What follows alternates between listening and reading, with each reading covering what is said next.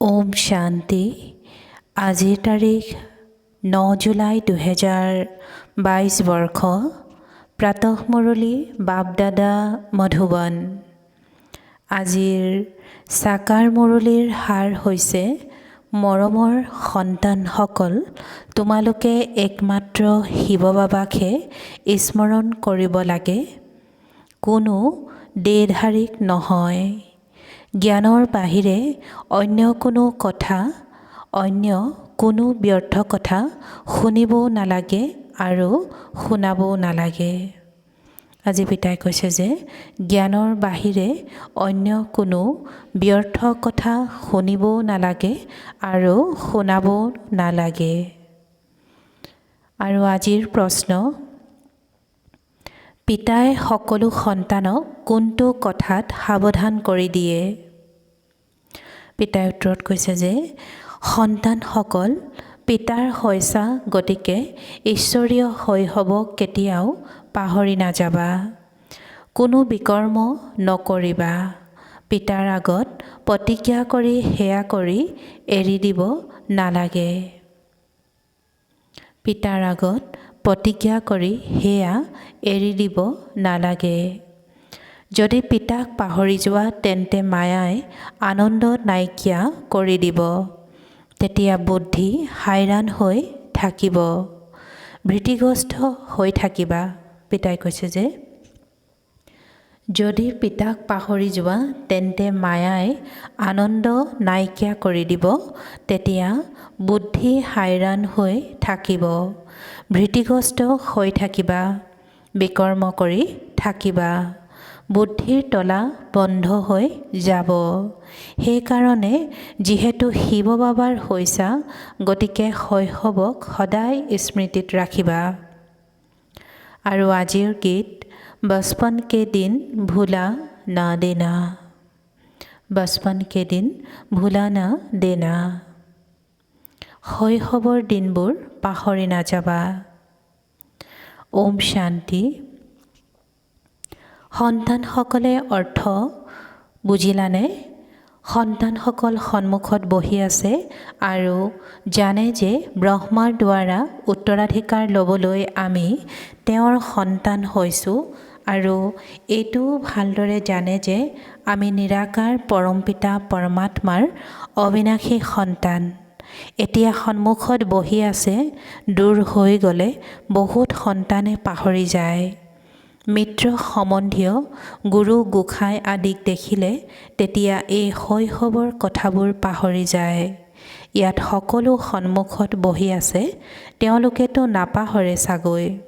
অবিনাশী শিৱ বাবাৰ পৰা আমি স্বৰ্গৰ উত্তৰাধিকাৰ লৈ আছোঁ। এয়াতো অতি আনন্দৰ কথা নহয় জানো? আমাক শিৱ বাবাই পুনৰাই স্বৰ্গৰ মালিক কৰি তুলিবলৈ নিজৰ কৰি ল'লে। আমি মালিক আছিলোঁ, কিন্তু পুনৰ্জন্ম লৈ লৈ এতিয়া নৰকৰ মালিক হৈছোঁ। পুনৰ স্বৰ্গৰ মালিক হ'মগৈ। তোমালোকে জানা, শিৱ বাবা যি নিৰাকাৰ হয়, তেওঁ এই দেহত প্ৰৱেশ কৰে। তেওঁ আমাক শ্ৰীমত দিয়ে যে মোক নিৰাকাৰ শিৱ বাবাক স্মৰণ কৰা। সকলো আত্মাক কয়, কিয়নো তেওঁ হৈছে সকলোৰে মুক্তিদাতা। মুক্তিদাতা মানে সৎগতি দাতা। মনুষ্যৰে সৎগতি কৰিব, জন্তুৰ কথাটো নহয়। মনুষ্যৰ মুক্তিদাতা মাৰ্গদৰ্শক হয়, তেওঁ জ্ঞানপূৰ্ণ আনন্দময় বুলি কয়। ইয়াত তোমালোক সন্মুখত বহি আছা, গতিকে নিচা বাঢ়ে। বাবাই জানে ঘৰলৈ গ'লে তোমালোক সন্তানসকলে পাহৰি যোৱা। মায়াই পাহৰাই দিয়ে। ইয়াত তোমালোকৰ বুদ্ধিত কোনো সাধু, সন্ত, গুৰু বা লৌকিক সম্বন্ধীয় নাই। এতিয়া হৈছে পাৰলৌকিক সম্বন্ধ। শিৱ বাবাই এওঁৰ দেহত প্ৰৱেশ কৰি আমাক স্বৰ্গৰ উত্তৰাধিকাৰ দিয়ে। নিৰাকাৰ নিশ্চয় সাকাৰত আহিবলগীয়া হয়। তেওঁ কয়, অতিকৈ মৰমৰ সন্তানসকল, তোমালোকে পুনৰাই স্বৰ্গৰ উত্তৰাধিকাৰ ল'বলৈ আহিছা। সোধাও হয়, যে শিৱ বাবাৰ সৈতে তোমালোকৰ কি সম্বন্ধ। তোমালোকে ক'বা আমি তেওঁৰ অবিনাশী সন্তান। আকৌ প্ৰজাপিতা ব্ৰহ্মাৰ সাকাৰী সন্তান হওঁ, কিয়নো পুনৰ্জন্ম লৈ থাকা।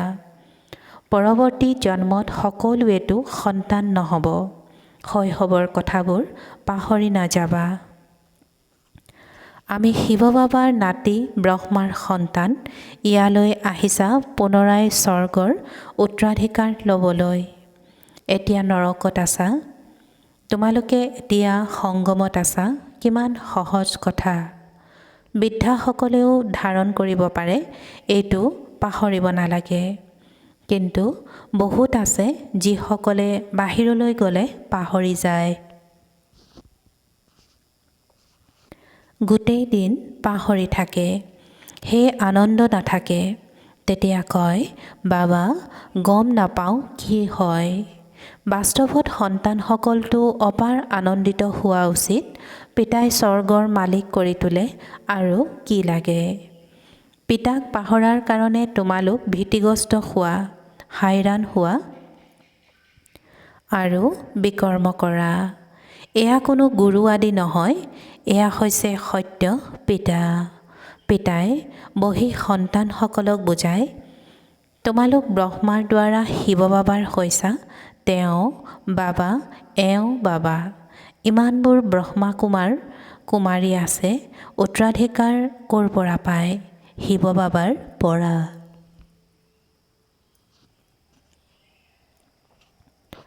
তেওঁ হয়েই নতুন সৃষ্টিৰ ৰচয়িতা। তোমালোকে এতিয়া এনেহেন বাপদাদাৰ সন্মুখত বহি আছা। গতিকে পিতাই বুজায়, সন্তানসকল কোনো বিকৰ্ম নকৰিবা। নতুন কোনোবা আহিলে ক'ব, বাৰু আজি প্ৰতিজ্ঞা কৰা মোক পাহৰি নাযাবা। মায়াই তোমালোকক বাৰে বাৰে পাহৰাই দিব। সেইকাৰণে পিতাই বুজায়, সাৱধান কৰি দিয়া হয়। মুৰলীৰ দ্বাৰাও সকলো সন্তানে শুনিব, বুজিব। বাবাই মধুবনত সন্তানসকলক এনেকৈ বহি বুজায়। তোমালোকে জানা এই শৈশৱ মায়াই বাৰে বাৰে পাহৰাই দিয়ে। বুদ্ধিৰ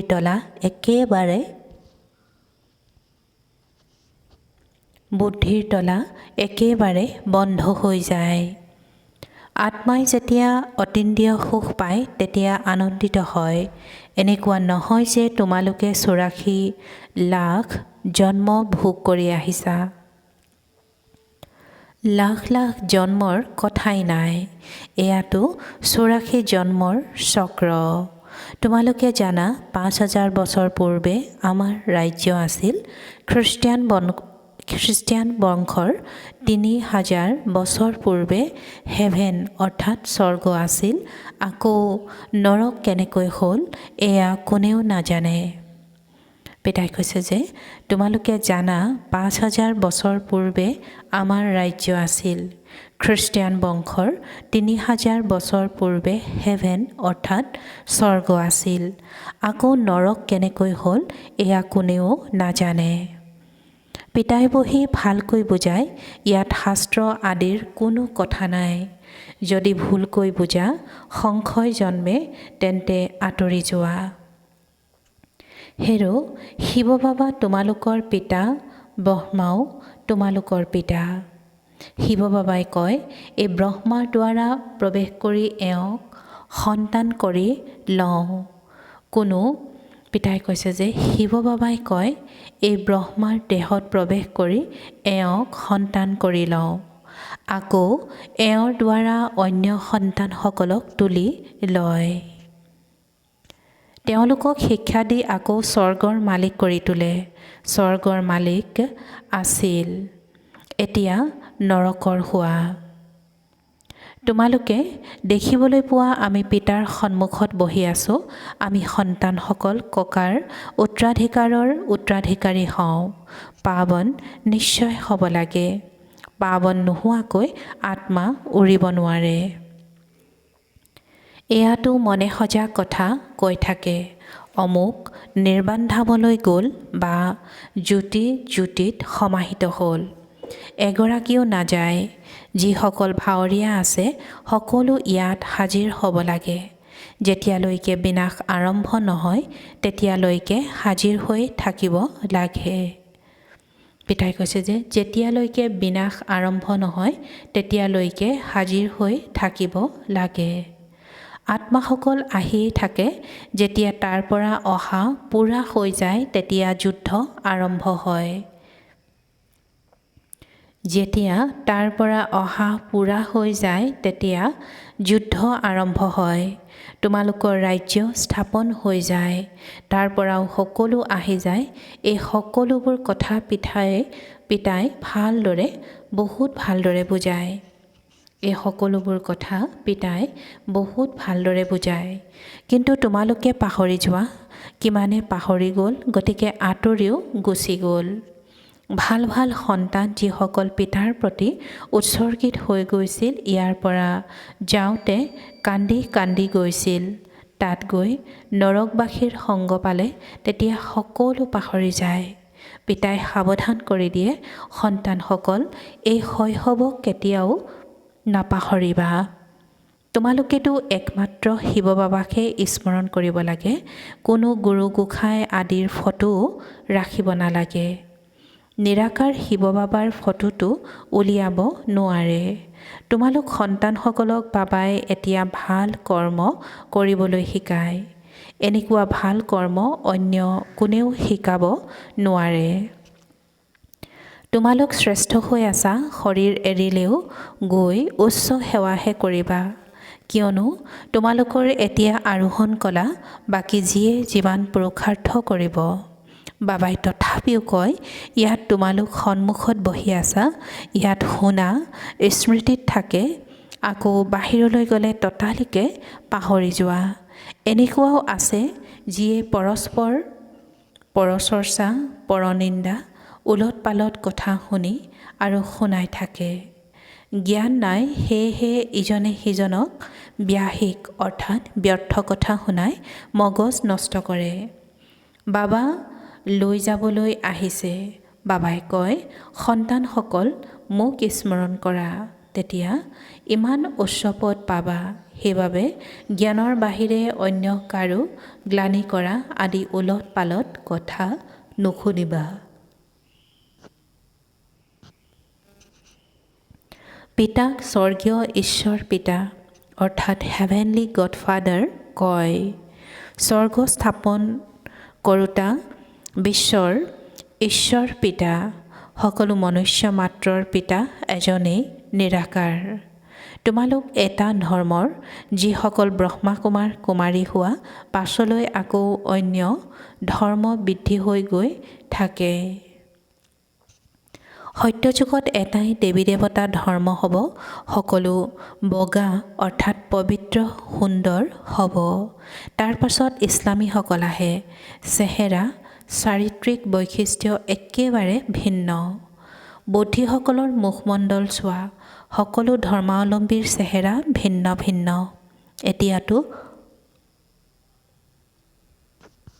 এতিয়াতো অনেক ধৰ্মৰ বিনাশ আৰু এক ধৰ্মৰ প্ৰতিষ্ঠা হৈ আছে। তোমালোক পতিতৰ পৰা পাৱন হৈ আছা। স্মৃতিত ৰাখিবা, তোমালোকৰ শত্ৰু মায়া ৰাৱণ বৰ শক্তিশালী। জ্ঞানৰ বাহিৰে কোনো ব্যাহিক অৰ্থাৎ ব্যৰ্থ কথা শুনিলে বিমুখ হৈ শোকবনত গুচি যাবা। পিতাই কৈছে যে জ্ঞানৰ বাহিৰে অন্য কোনো ব্যাহিক অৰ্থাৎ ব্যৰ্থ কথা শুনিলে বিমুখ হৈ শোকবনত গুচি যাবা।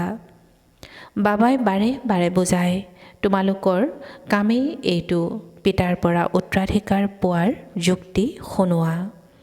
বাবাই বুজাইছিল, তোমালোকৰ পৰম পিতা পৰমাত্মাৰ সৈতে কি সম্বন্ধ, সেয়া ফলকত লগাই দিয়া। বহুত ভাল লিখনি হওক। ব্ৰহ্মাকুমাৰীসকলৰ নাম শুনি ভয় খালে তেতিয়া অন্য যুক্তিৰে লিখা হয়। ফলক পঢ়িলে তেতিয়া বাপ দাদাৰ পৰিচয় পাই যাব। নিশ্চয় সাকাৰৰ দ্বাৰাহে উত্তৰাধিকাৰ পাব। পিতাই কৈছে যে ফলক পঢ়িলে তেতিয়া বাপ দাদাৰ পৰিচয় পাই যাব। নিশ্চয় সাকাৰৰ দ্বাৰাহে উত্তৰাধিকাৰ পাবা। শিৱ বাবা হৈ স্বৰ্গৰ স্থাপনা কৰোঁতা মুছলমানসকলে কয় বশিষ্ঠ অৰ্থাৎ জন্নত স্থাপন কৰোঁতা। এতিয়া তোমালোক তেওঁৰ সন্তান হৈছা, এনেহেন পিতাক নাপাহৰিবা। মায়া কিমান শক্তিশালী, সেয়েহে বাবাই কয় এই শৈশৱক পাহৰি নাযাবা। সন্তানটো সকলো হয় নহয় জানো? যিমানেই ডাঙৰ ব্যক্তি নহওক কিয়, তথাপিও বাবাই ক'ব মায়া তোমালোকৰ ডাঙৰ শত্ৰু। মায়া তোমালোকৰ ডাঙৰ শত্ৰু। বাবাই বুজায় তোমালোকে অনৰ্থকত কথা নক'বা, তোমালোকে মম্মা বাবা বুলি কোৱা, গতিকে অনুসৰণ কৰি উচ্চ পদ লোৱা। অতিকৈ মৰমৰ সন্তানসকল মোক স্মৰণ কৰা, তেতিয়া বিকৰ্মৰ বোজা আঁতৰি যাব, নহ'লে কৰ্মভোগ ভুগিব লাগিব। সেই সময়ত বহুত অনুভৱ হ'ব। আজি পিতাই কৈছে যে অতিকৈ মৰমৰ সন্তানসকল মোক স্মৰণ কৰা, তেতিয়া বিকৰ্মৰ বোজা আঁতৰি যাব, নহ'লে কৰ্মভোগ ভুগিব লাগিব। সেই সময়ত বহুত অনুভৱ হ'ব। অন্তিমত এনেকুৱা অনুভৱ হয় যেন বহু সময়ৰ পৰা কৰ্মভোগ ভুগি আছোঁ। হিচাপ নিকাচ নিষ্পত্তি হ'লে তেতিয়া উভতি যায়। সেয়া সকলো সাক্ষাৎকাৰ হৈ থাকিব। ভাল বাৰু। অতি মৰমৰ কল্পৰ পাছত পুনৰাই লগ পোৱা সন্তানসকলৰ প্ৰতি মাতা পিতা বাপ দাদাৰ স্নেহপূৰ্ণ স্মৰণ আৰু সুপ্ৰভাত। আত্মিক পিতাৰ আত্মিক সন্তানসকলক নমস্কাৰ আৰু আত্মিক সন্তানসকলৰ আত্মিক মাতা পিতা বাপ দাদাৰ প্ৰতি স্নেহপূৰ্ণ স্মৰণ আৰু সুপ্ৰভাত আৰু নমস্কাৰ নমস্কাৰ নমস্কাৰ। আৰু আজিৰ ধাৰণাৰ বাবে মুখ্য সাৰ। প্ৰথমতে সংগদোষত আহি ঈশ্বৰীয় শৈশৱক পাহৰিব নালাগে। পৰস্পৰ কেতিয়াও কোনো ব্যাহিক অৰ্থাৎ ব্যৰ্থ কথা, ওলট পালট কথা শুনিবও নালাগে আৰু শুনাবও নালাগে। জ্ঞানৰ কথাহে পাতিব লাগে। দ্বিতীয়তে প্ৰত্যেকে পিতাৰ পৰা উত্তৰাধিকাৰ লোৱাৰ যুক্তি শুনাব লাগে। মম্মা বাবাক পূৰা অনুসৰণ কৰি উচ্চ পদৰ অধিকাৰ ল'ব লাগে। পিতাৰ স্মৃতিৰে বিকৰ্মৰ বোজা আঁতৰাব লাগে। আৰু আজিৰ বৰদান। সময়ৰ জ্ঞানক স্মৃতিত ৰাখি সকলো প্ৰশ্ন সমাপ্ত কৰোঁতা স্বদৰ্শন চক্ৰধাৰী হোৱা। আৰু আজিৰ বৰদানৰ ব্যাখ্যা। যিসকল স্বদৰ্শন চক্ৰধাৰী সন্তানে স্বৰ অৰ্থাৎ দৰ্শন কৰি লয়, তেওঁলোকৰ সৃষ্টিচক্ৰৰ দৰ্শন শ্ৰুত হৈ যায়। ড্ৰামাৰ ৰহস্য জানোতাসকল সদায় আনন্দিত হৈ থাকে। তেতিয়াও পিতাই কৈছে যে ড্ৰামাৰ ৰহস্য জানোতাসকল সদায় আনন্দিত হৈ থাকে। কেতিয়াও কিয় কি প্ৰশ্ন উঠিব নোৱাৰে, কিয়নো ড্ৰামাত নিজেও কল্যাণকাৰী আৰু সময়ো কল্যাণকাৰী। যিয়ে স্বক চাই স্বদৰ্শন চক্ৰধাৰী হয়, তেওঁ সহজেই আগবাঢ়ি গৈ থাকে। আৰু আজিৰ শ্লোগান। অনেক আত্মাৰ সঁচা সেৱা কৰিবলৈ হ'লে শুভ চিন্তক হোৱা। অনেক আত্মাৰ সঁচা সেৱা কৰিবলৈ হ'লে শুভ চিন্তক হোৱা। ওম শান্তি।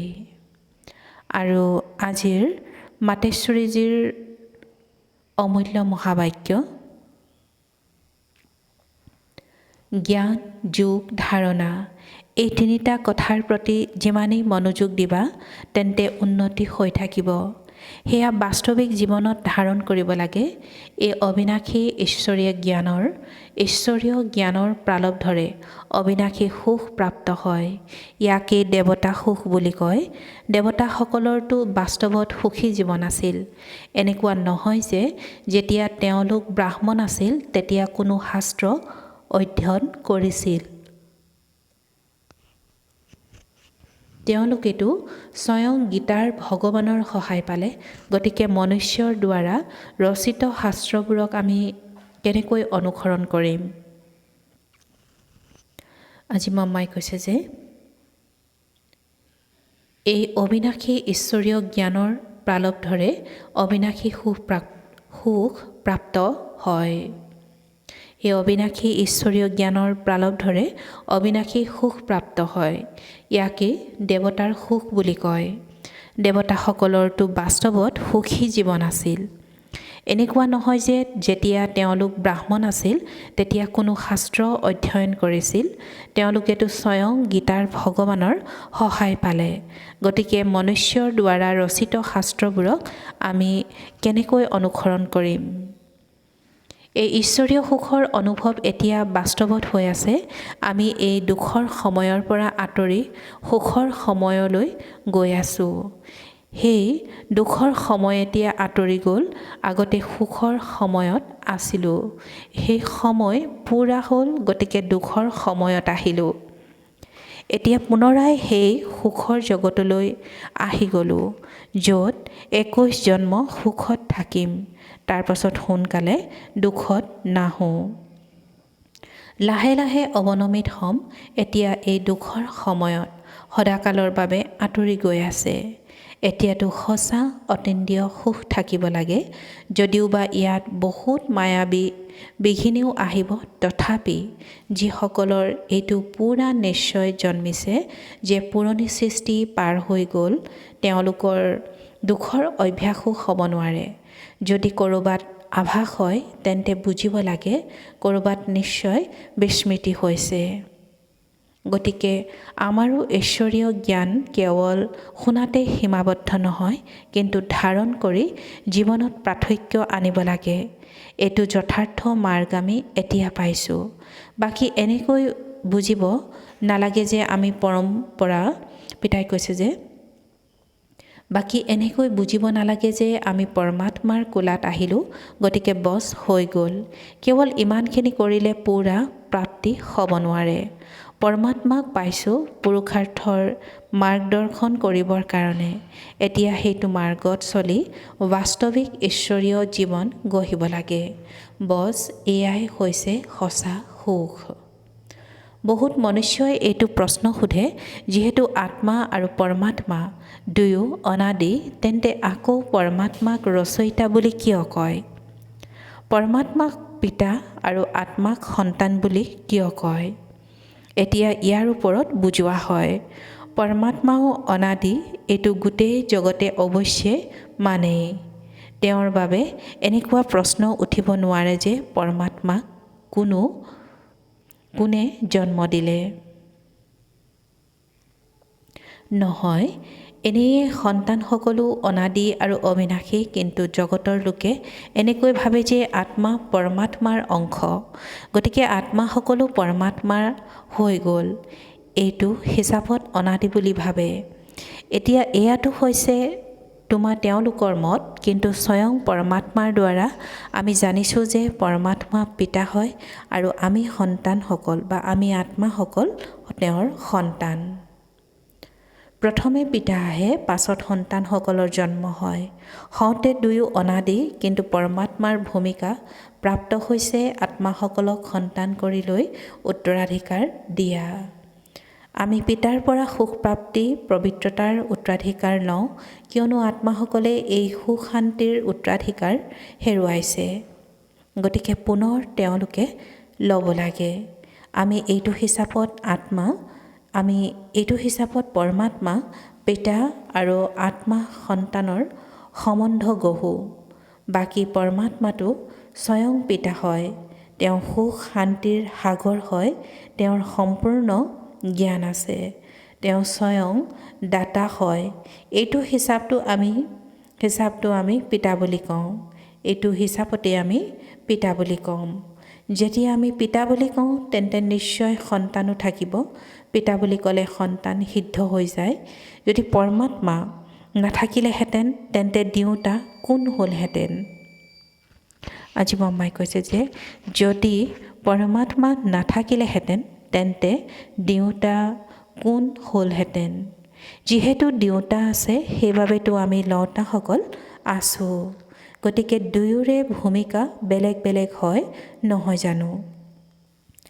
আত্মা পৰমাত্মাৰ যদিও ৰূপ একেই কিন্তু পৰমাত্মাক জ্ঞানপূৰ্ণ বুলি কয়। তেওঁৰ ৰচনা কৰাৰ ভূমিকা প্ৰাপ্ত হৈছে। আত্মাসকল তেওঁৰ ৰচনা। ভাল বাৰু। ওম শান্তি।